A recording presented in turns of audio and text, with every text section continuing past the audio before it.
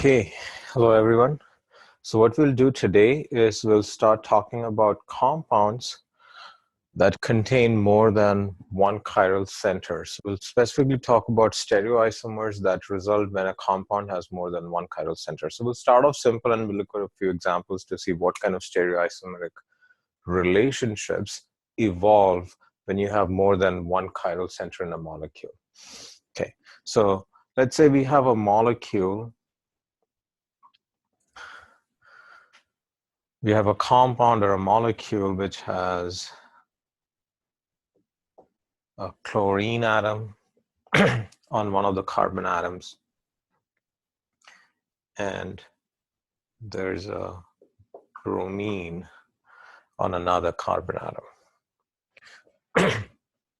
So now, as we can notice, we have two chiral centers in this molecule because this carbon here is connected to four unique groups, four different groups. Okay, so there's a chlorine, there's a methyl, there's this whole group, and there's a hydrogen on the wedge. And this carbon atom here is also connected to four different groups, four unique groups, because there's a bromine, there's a methyl, and there's this whole other group. So there are two chiral centers in the molecule. Now, we can go ahead and draw a mirror image for this molecule.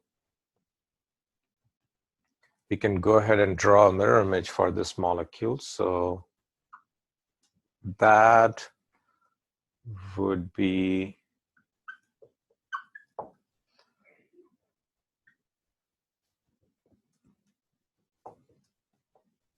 this molecule here.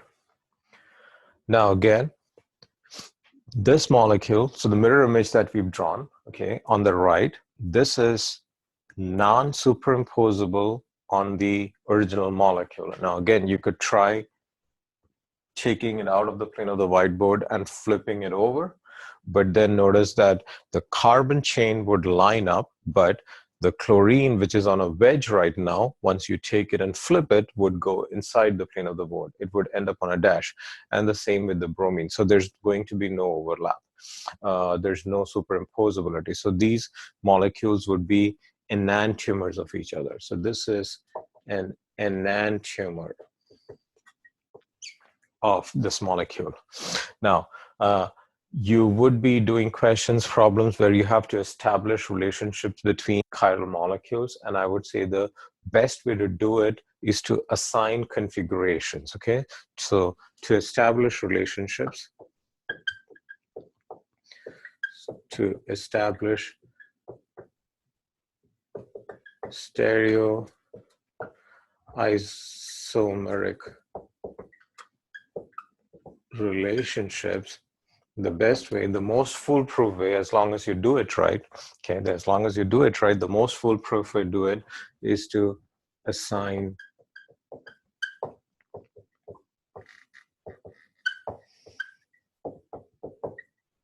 configurations.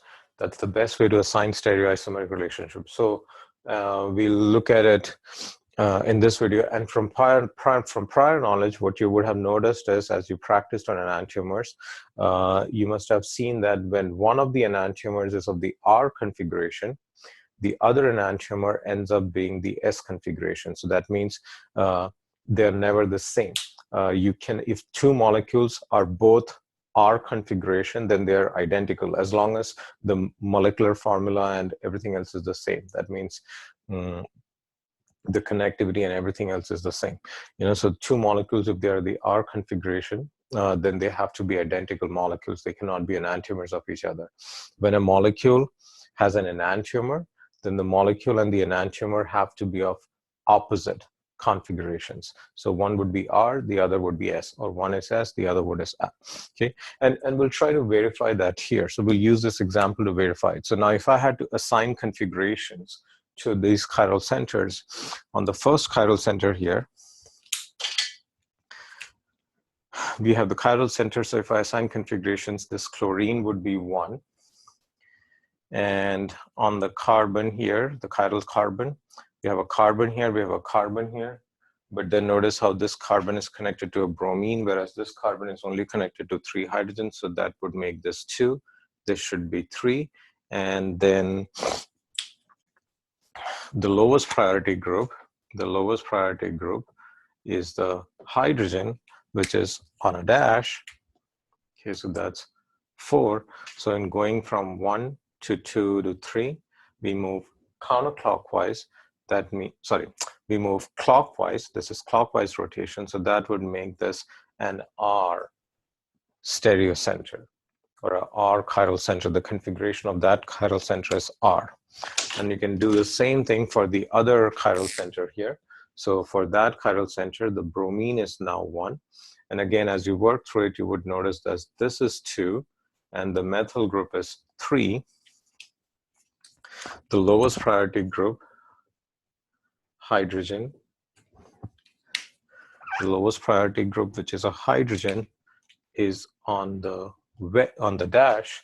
And now in going from 1 to 2 to 3, we move clockwise again. So that means this is also, that chiral center is also an R configuration. So this is a chiral molecule which is of the R configuration. So both chiral centers are of the R configuration. And now if you do the same thing over here on the other molecule, configuration 1, 2, and 3, we can ignore the 4 because the lowest priority group is on a dash, so we can just ignore that. And now in going from 1 to 2 to 3, this is counterclockwise rotation, so that is an S configuration. For the other chiral center, it's 1, 2, and 3. Going from 1 to 2 to 3, this is again a counterclockwise rotation, so this is S. So now what we notice is when the two molecules are non-superimposable mirror images of each other, that means they're enantiomers of each other, then the configurations get switched.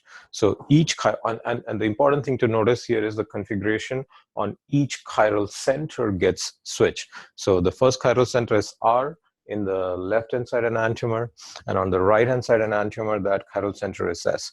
The second chiral center is R, also R in the left-hand side enantiomer, and that is also S in the right-hand side enantiomer. So whenever we get enantiomers, the configurations on each chiral center must get flipped. And this is one good way for me to verify if these are enantiomers or not. So let's say if I'm not able to, just by looking at the molecules, if I'm not able to tell if they're enantiomers or not, what I can do is I can just assign configurations to each chiral center and then see if the configurations are flipped.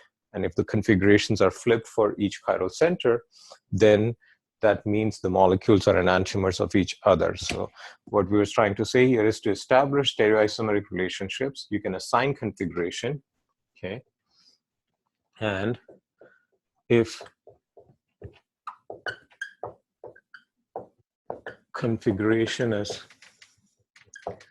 flipped on each chiral center, then the molecules are enantiomers of each other. Then the molecules are enantiomers of each other. Okay, so that's one thing that I wanted to basically talk about today. The other thing, which we'll talk about here in a minute, is what other stereoisomeric relationships are possible when you have a molecule with more than one chiral center. So I'm going to redraw these molecules, okay, so that we can see them, get rid of all of my work here.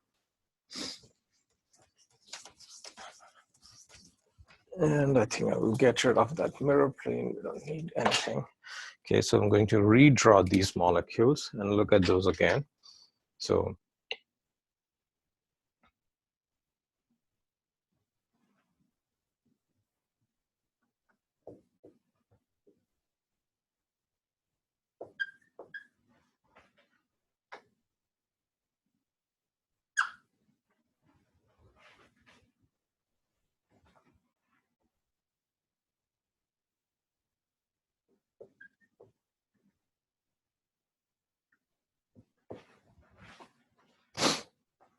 that. So we have the molecule with both chiral centers. Okay, so we have the molecule with both chiral centers, and now naturally I've drawn them as mirror images of each other, but I'm going to draw an additional molecule here. Let's say for this molecule,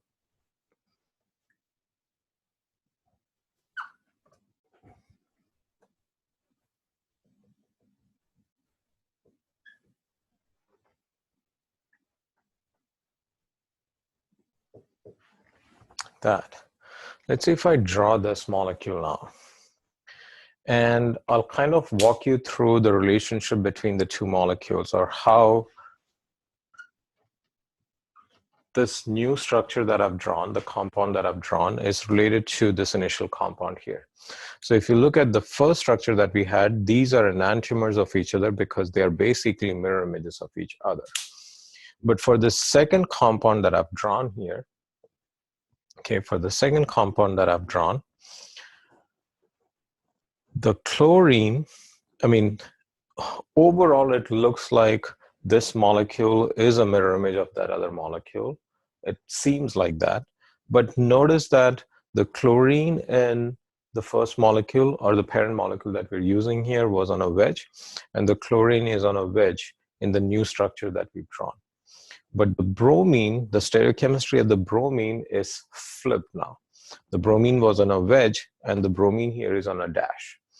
So it's not exactly a mirror image, or in fact, it's not a mirror image of this first molecule. It's not a mirror image of this molecule because they would not overlap. But these are still stereoisomers of each other. These are still stereoisomers of each other because their molecular formula is the same. Their connectivity is the same. What's different about them is three-dimensional arrangement. Okay, what's different about them is a three-dimensional arrangement.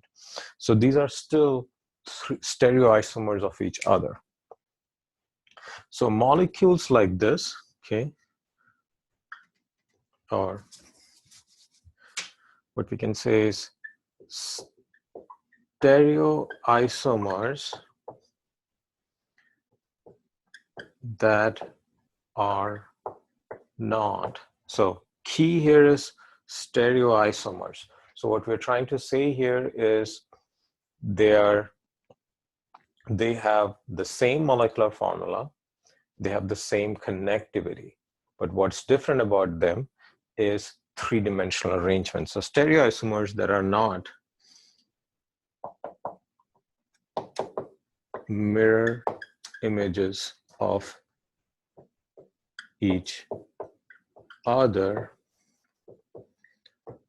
are called, so this is a new stereoisomeric relationship. These are called diastereomers. These are called diastereomers. Now, this relationship is possible only when you have more than one chiral center. If a molecule has only one chiral center in it, then you have the molecule, and its stereoisomer has to be an enantiomer. But when a molecule has more than one chiral center, now we can draw a molecule which is an enantiomer, and we can draw a molecule which is a diastereomer. In fact, we can draw more molecules, okay? It's not just one diastereomer, we can draw more diastereomers. And I'll talk about that in a bit. So we can draw more than one diastereomer. So we get the chiral centers. Now again, we can verify all of this in terms of assigning configurations. So what we did earlier is we assigned configurations to these molecules, and we saw that this chiral center had an R configuration. This chiral center also had the R configuration. This was an SS configuration. Now, if I compare these two molecules, what I notice is that this chiral center where the chlorine is, it still has the same stereoisomeric arrangement because the chlorine is still on a wedge, the methyl is to the right, and this group containing the bromine is on the left. Now, whether the bromine is on a dash or a wedge, that doesn't matter because we do not we do not use that, or we not include that when we're assigning configuration. So that means this chiral center should still be of the S configuration. But for this chiral center where the bromine is now on a dash, if we assign stereochemistry to this, bromine is 1, that's 2, and this is 3. So in going from 1 to 2 to left, in going from 1 to 2 to 3, we are moving counterclockwise, but notice that the lowest priority group, which is the hydrogen, is on a wedge. So we are moving counterclockwise, but the lowest priority group, so we're moving counterclockwise, which would mean an S configuration, but the lowest priority group is on a wedge pointing towards us. So it is pointing towards me. And so what I have to do is I have to flip the configuration. So that means although it's a counterclockwise rotation, this configuration is going to be of the R kind. So it's an R stereocenter. It's a R stereocenter. So now if we compare, we started with a molecule which was R and R on the left here, and what we've got here is R and S. So you notice how one of the stereocenters changed configurations. It went from R to S, but the other stereocenter still retained. Sorry, I'm comparing the wrong ones. Okay, so one stereocenter where the bromine is, that maintained its configuration. Okay, it is R in both of the molecules that we're looking at, or both of the structures that we're looking at.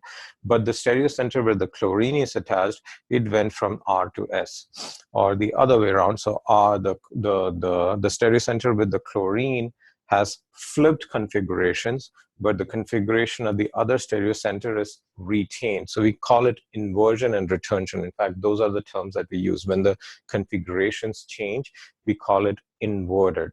That means the configuration has flipped. So we say it's inverted.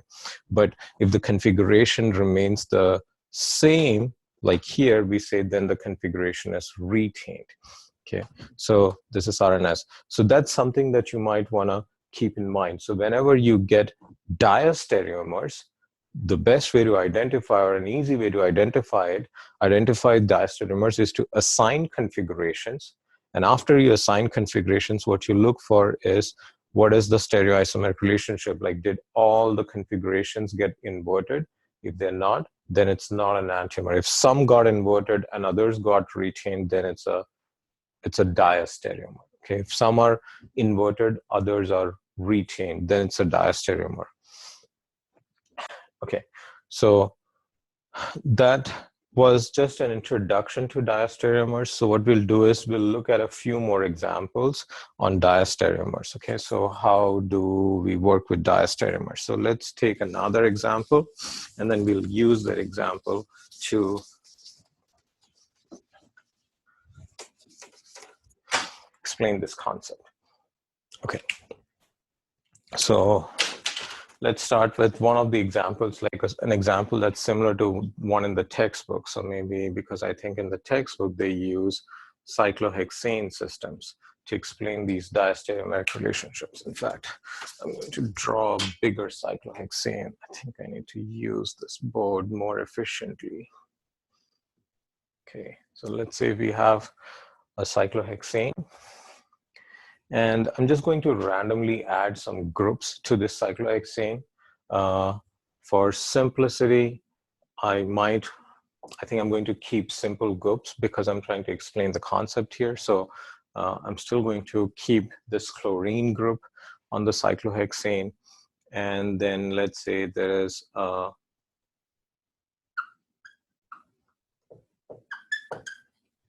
bromine on the cyclohexane. So we have a chlorine and a bromine, and I'm going to draw a few more molecules. Now I'm not going to draw these as mirror images or anything. I'm just going to draw a few more molecules, okay, which are related to this original molecule.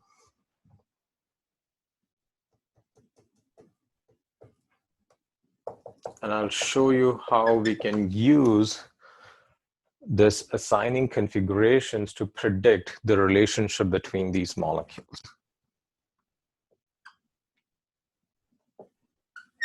And they're not mirror, I'm not drawing them as mirror images or anything. I'm just randomly coming up with a few molecules. Not randomly, I have a plan, but I'm just drawing those molecules in.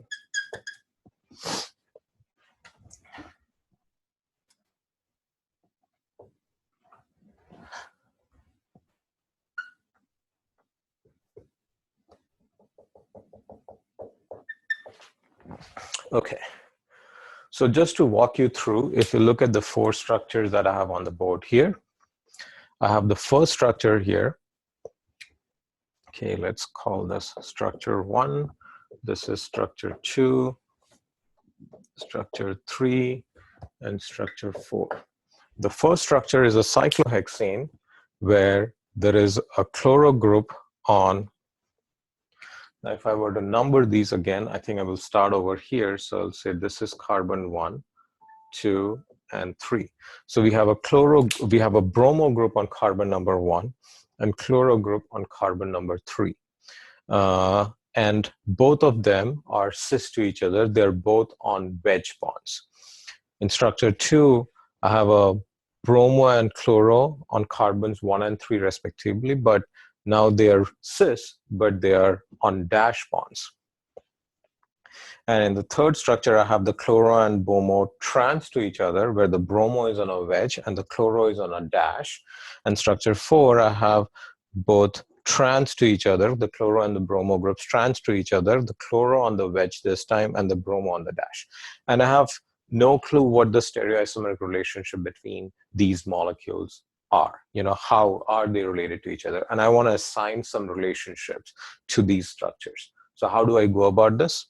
Like I said, the easiest way to do it, now you can try picturing these molecules in your head, you know, that is, or you can work with models. That is, I guess, the easiest way to do this. But right now what I'm going to do is I'm going to use configurations to identify the relationships between these molecules. So for this first structure over here, if I assign configurations to the chiral center, and notice how we have 2 chiral centers, so where the chloro and the bromo are attached. So if I assign configurations to these 2 chiral centers, then the one with the chlorine is 1. And for here, the hydrogen is on a wedge, that is 4. Okay. And now when we look at go from the chiral center, what we see is there's a carbon on both ends. So there's a tie. And so we're going to move forward. And when I move forward, on the right hand side, there is a carbon with a bromine attached to it. But on the left hand side, it's just a carbon with 2 hydrogens and another carbon. So the right hand side is of a higher priority. So this is 2 and this is 3. So we've assigned priorities here. And in going from 1 to 2 to 3, okay, in going from 1 to 2 to 3, we're moving clockwise. So that means this is of the R configuration. You can do something similar for the chiral center where the bromine is attached. So, and once I do it for the first chiral center, the other ones, or for the first molecule, the stereoisomer, the other molecule should be relatively easy because I've already assigned priorities and I've the only thing I have to look for the other ones is just the rotation. So for this, the bromine is 1. And again, if the hydrogen is 4, and when I look at the chiral center, there's a carbon to the left and or to the top and a carbon to the bottom, sort of, and then to the bottom left, I guess. And there's a carbon that's going up, and then the carbon that's going up is then connected to a carbon which has a chlorine attached to it, but here we're going to get a carbon with 2 hydrogens. So again, the second priority is going to be that carbon, the third priority is here. And now in going from 1 to 2 to 3, so in going from 1 to 2 to 3, this is a counterclockwise rotation. And so this chiral center is S. So that means for our starting molecule, the configurations are the carbon where the chlorine is attached is of the R configuration. The carbon where the bromine is attached is of the S configuration. So that's the relationship that we're seeing here. Okay, let's move on to the next molecules and we'll just basically continue on. So if I keep doing this for the carbon where the bromine is attached, I already know that the bromine is 1. And this carbon here is 2. The priorities I've already assigned for my first molecule. And this carbon on the bottom left is 3. Now, the only issue here is that the hydrogen, which is the lowest priority group, is on a wedge for both of these structures, or for both of these chiral centers. So the hydrogen is on a wedge. And so now if I look at it, in going from 1 to 2 to 3, this is a counterclockwise rotation, but the lowest priority group is pointing towards me. So counterclockwise rotation is S, but the lowest priority group is pointing towards me. So I'm going to flip the configuration. So that means this is of the R configuration. And I do it for this chiral center at the top. Chlorine is 1. And again, these configurations are the priorities we've already assigned. So from the first structure here, so I'm just using those again. So 1, 2, and 3. Now in going from 1 to 2 to 3, this is a clockwise rotation, which is R, but the lowest priority group is pointing towards us. So that would make it an S. So this chiral center is of the S configuration. So if I were to like just pause there, and if I were to compare these two molecules and try and predict a relationship with them, or between them, what I see is that the chiral center where the chlorine is attached is of the R configuration in the first molecule, and the chiral center where the bromine is attached is of the S configuration. But for the second molecule, I see that both configurations are inverted, okay? So both configurations are inverted. So the term is inverted, okay? The configurations are inverted. So the chiral center where the chlorine is attached is an S. The chiral center where the bromine is attached is an R. So since both chiral centers got inverted in this new structure that I have, and overall the molecular formula, the connectivity, everything is the same, what that tells me is that these two are enantiomers. Or if you were to like establish relationships, what we're seeing here is that the second molecule is an enantiomer of the first molecule. So it's an enantiomer. Okay, it's an enantiomer of the first molecule. Now we can continue on, do this for the other two structures. So again, now you could take some shortcuts here, because now that I've assigned some stereochemistry here, I don't really have to do this whole work for this new structure, because what I know from structure 2 is that when the chlorine is on a dash, then that stereochemistry or the stereocenter is of the S configuration. And that's exactly what we have here. The chlorine is on a dash. And so, and I would encourage you to go ahead and do the work, but this chlorine is on a dash. So this is of the S configuration. When the bromine was on a wedge, then it was the S configuration. So from structure 1. So that means this chiral, sorry. Okay, so that means this chiral center is of the S configuration. And I can use the same sort of a relationship again for structure 4. When the chlorine is on a wedge, it was of the R configuration. So in this structure, chlorine is R, or the chiral center is R. And when the bromine is on a dash, then it was of the R configuration. So that means this chiral center here has an R configuration.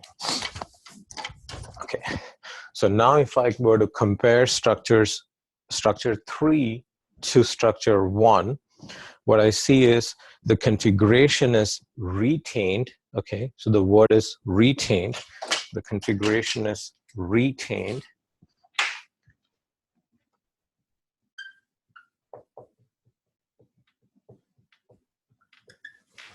The configuration is, oops, the configuration is retained at the chiral center where the bromine is attached, because it is S in structure 3 and it was S in structure 1. But the configuration is inverted at the chiral center where the chlorine is attached, because it was R in structure 1 and now it's an S. So since we have one chiral center which retains its configuration, but another chiral center that inverts the configuration, what that means is this small structure here, 3, is a diastereomer of structure 1. So it's a diastereomer of structure 1. And you can notice something similar in structure 4, where the configuration at the carbon where the chlorine is attached is retained. It's R in both structures 1 and structures 4, but the configuration at the chiral center where the bromine is attached is inverted. It is of an S configuration in structure 1 and an R configuration in structure 4. So there is one chiral center that retains the configuration, other one inverts. So that means this is also a diastereomer. It's also a diastereomer of structure 1. So they are all stereoisomers of each other. Structure 1 and structure 2 are enantiomers. Structure 3 and structure 4 are diastereomers of structure 1. Okay, they're diastereomers of structure 1. Now, if you were to compare structure 3 and structure 4, what you should notice is between these two, okay, so this is diastereomer of A, diastereomer of A, and what you should notice is structure 3 is also a diastereomer of structure, sorry, not A, 1 and 2 is what we used. Okay, so this is diastereomer of 1. It is also a diastereomer of 2, because in 2, when we compare this to 2, again, we see a similar relationship. There is one chiral center that's retained. There's another chiral center that's inverted. And this structure 4 here is also a diastereomer to structures 1 and 2, both of them. Now, between structures 3 and 4, if you notice structures 3 and 4, what you see is that both chiral centers got inverted. So both chiral centers got inverted in going from structure 3 to structure 4. And so what sort of a relationship is that? That would imply that these two are enantiomers of each other. So they are both enantiomers of each other. So we have enantiomers, but then between these, they are diastereomers. And similarly, structure 1 is a diastereomer of structures 3 and structure 4. I guess that's written here. So that relationship is there. So I know we don't have a lot of space here, but if you notice, what we see here is we started with a molecule which had 2 chiral centers, and overall there are 4 stereoisomers for that molecule. So a molecule with 2 chiral centers has 4 stereoisomers. What sort of a relationship is that? 2 and 4, how are they related to? It's 2 to the power of 2 in some sense, okay? So 2 squared is 4. So usually what's noticed is, okay, or the rule of thumb is, if a molecule has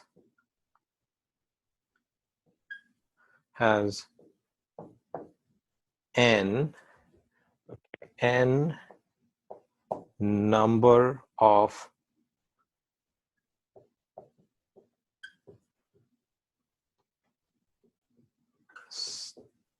stereocenters, which is the same as chiral centers, asymmetry center, stereocenters, then it has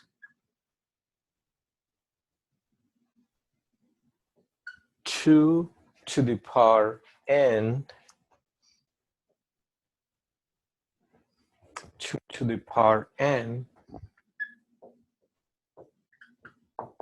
stereoisomers. So in this particular case, this molecule had 2 chiral centers. So this molecule had 2 chiral centers.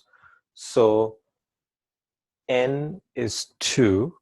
And so we had 2 to the power of 2, which is 4 stereoisomers. So if we are considering a molecule with 3 chiral centers, then it should have, then n would be 3, and it should have 2 to the power of 3, which is 8 stereocenters. So that is, so this basically introduces you to diastereomers, this portion of the lecture, and essentially what I tried doing here is walk you through what diastereomers are. So diastereomers are stereoisomers that are not mirror images of each other. So they're not mirror images, which means they're also non-superimposable, but they are not mirror images. Okay, so those are diastereomers, stereoisomers that are related to each other, stereoisomers that are not mirror images of each other. Those are called diastereomers. And stereoisomers which are related to each other as non-superimposable mirror images are called enantiomers. Okay, so I think we'll stop right there, and then what we'll do is in the next video I'm going to introduce you to Fisher projections, which is a different way of drawing these chiral molecules, and it kind of makes things easy. Okay, so that is what we will do next in the next video.